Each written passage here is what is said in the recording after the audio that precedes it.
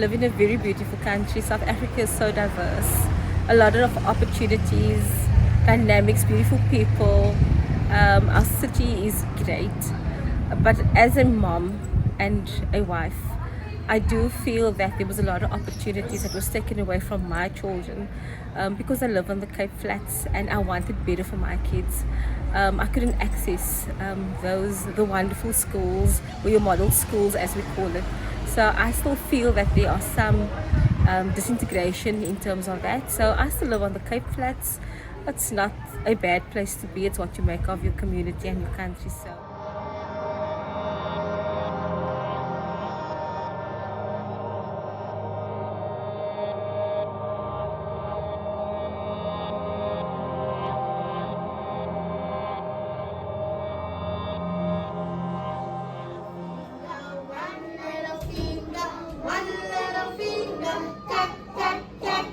Put your finger up, put your finger down, put it on your nose. Nose.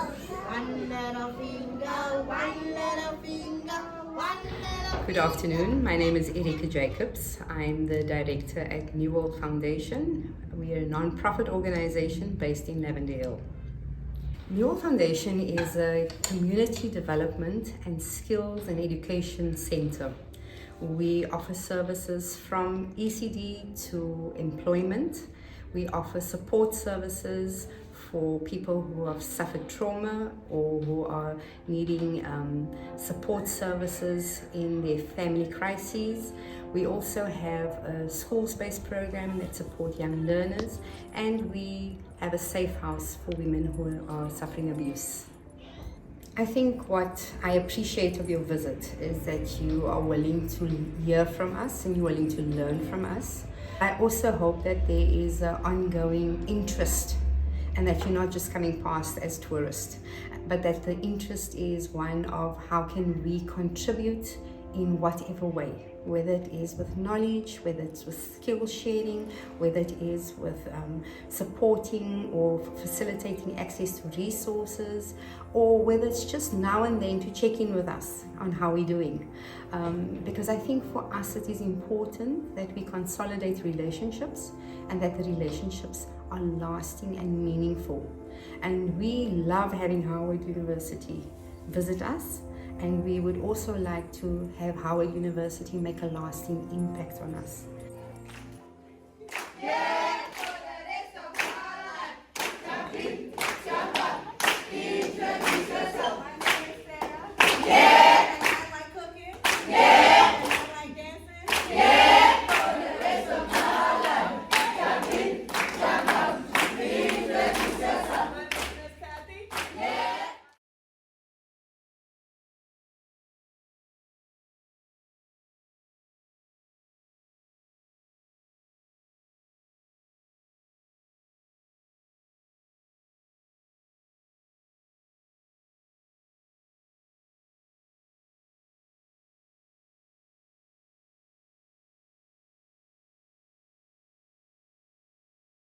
So with Pinocchio, Krish, is that how you pronounce it? That's correct. Yes. Okay.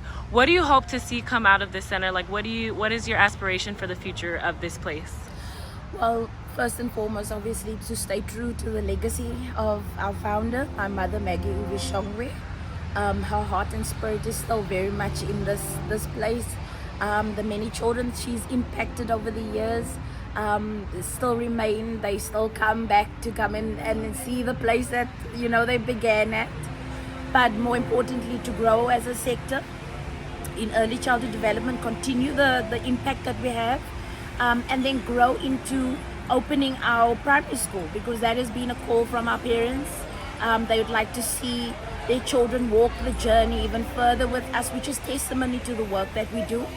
And I think we owe it to not only our founder and the legacy, but also the children that we raise and nurture in this space, to actually do whatever we can to realize that and impact our community through early childhood development, which we do believe.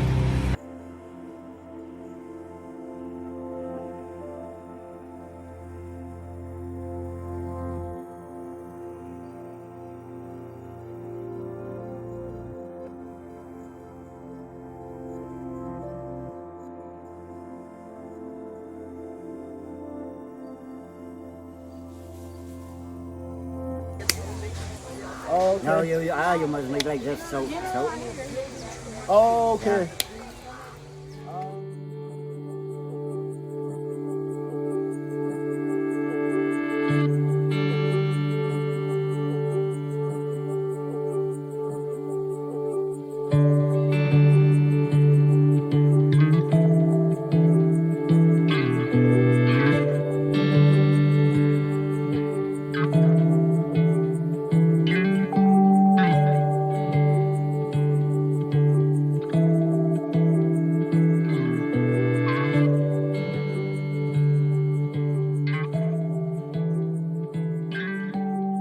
So this university, like I said to you inside, was established in 1959, but it was established under the auspices of the University of South Africa. The University of South Africa still exists. It's in Pretoria. It's the big. We can go to my building. Yeah, thank you. It was in Pretoria, and we were not independent. We couldn't award any degrees, diplomas, or any qualifications independently. It had to go through them. So a lot of our early records, archives, historical information is kept with them.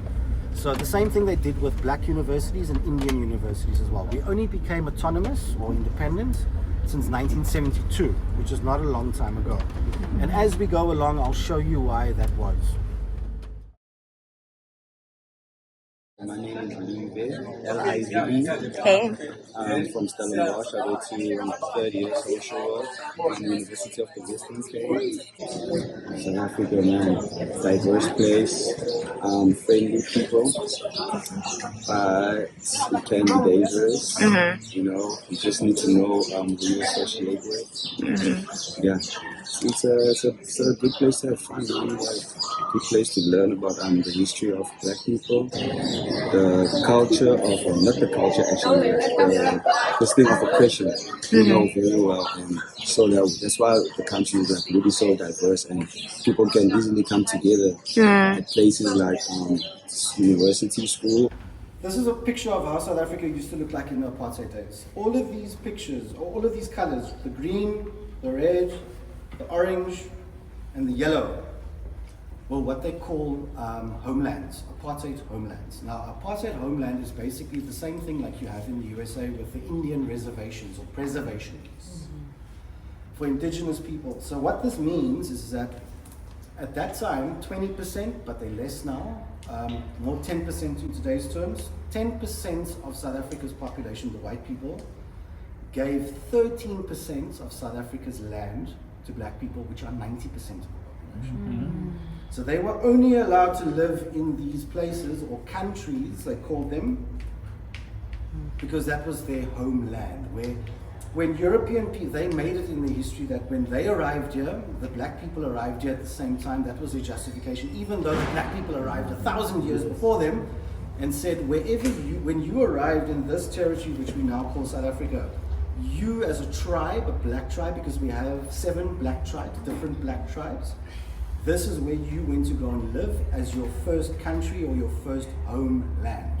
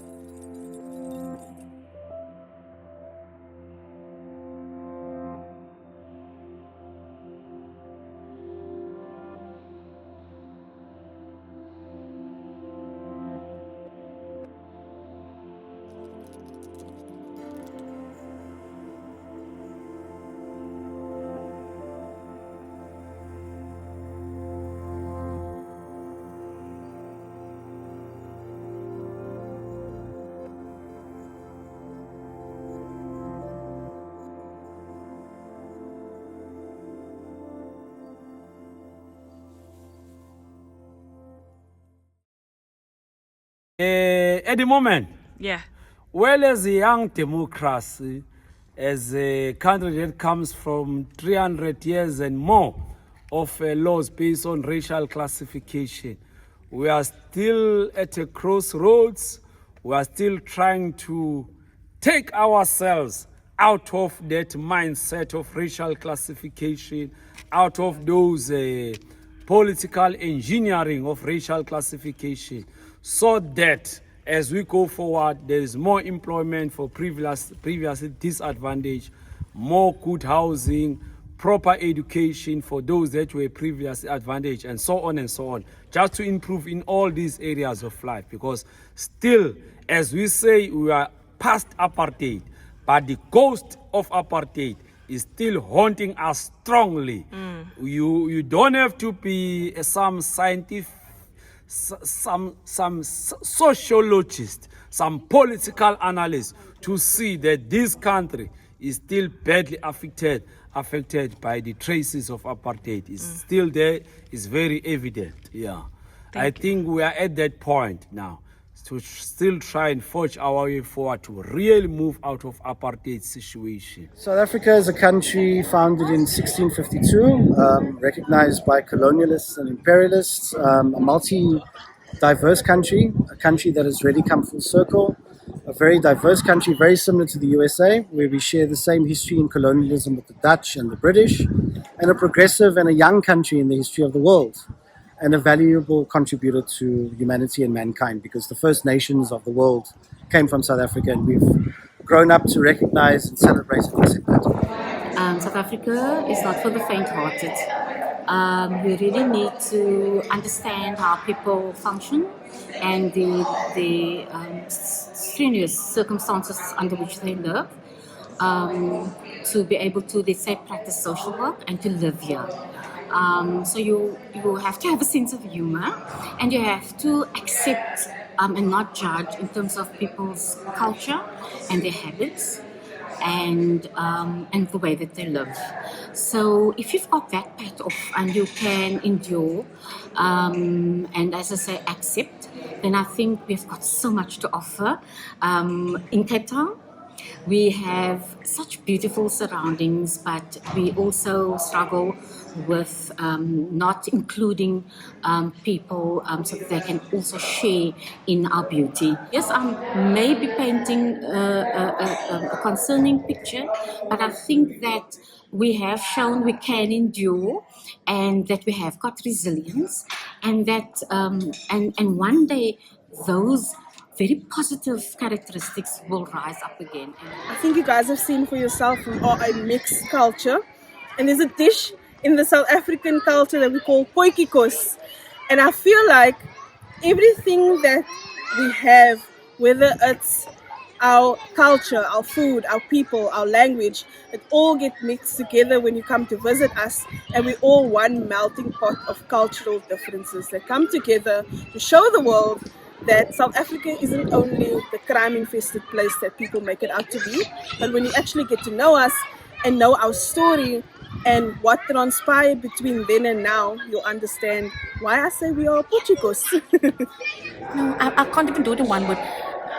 Yeah, yes. I'm going to say hopeful.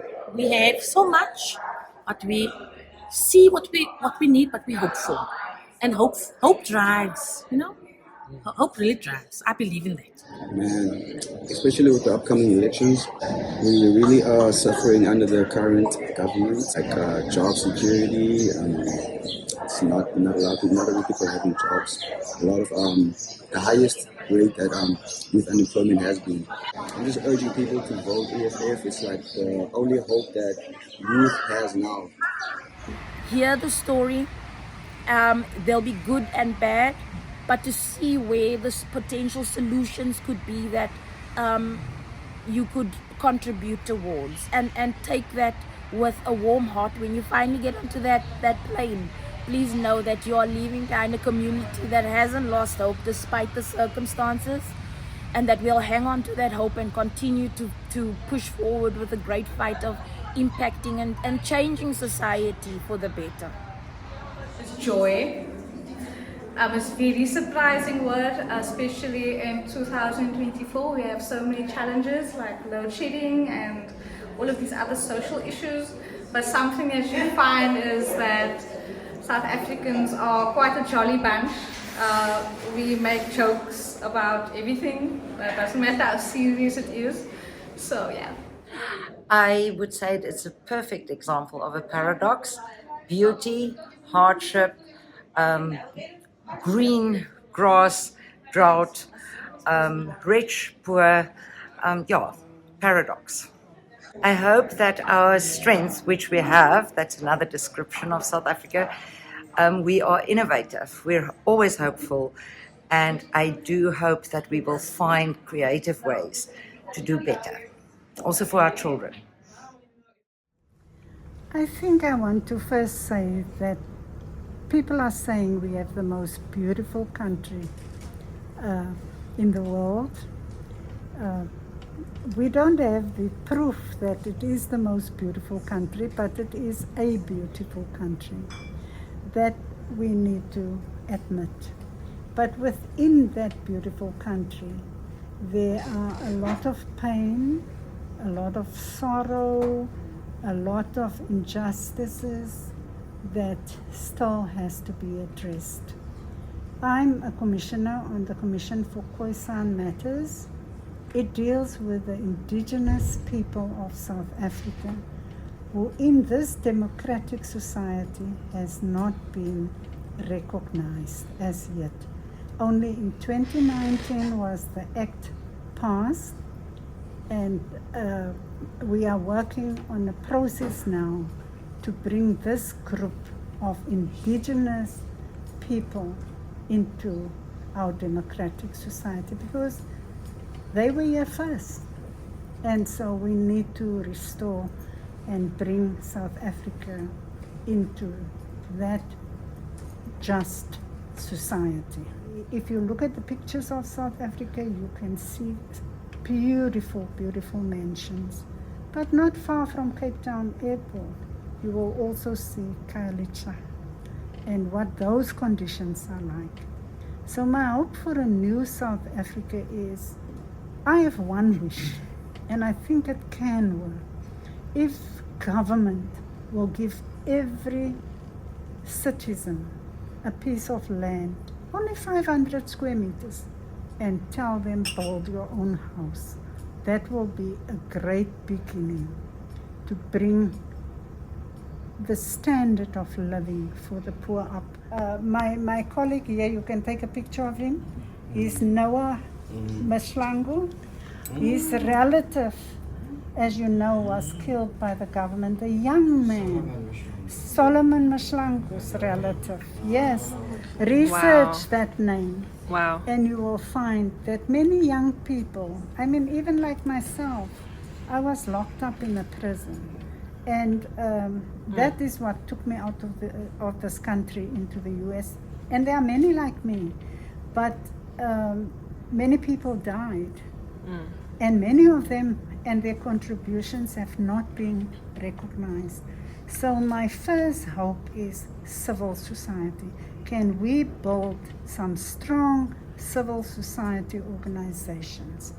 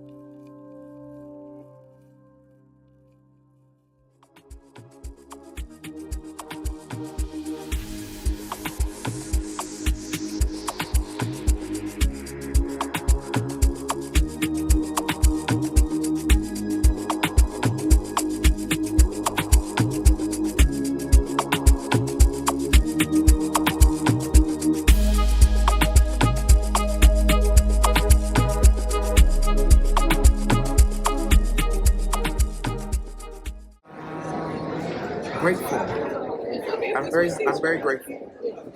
Very grateful to be able to embark on this trip. The sentiments behind the trip, and behind the place that we're going, behind and incorporating it with a Black perspective and being the Mecca, you know, the motherland, just tying it all together.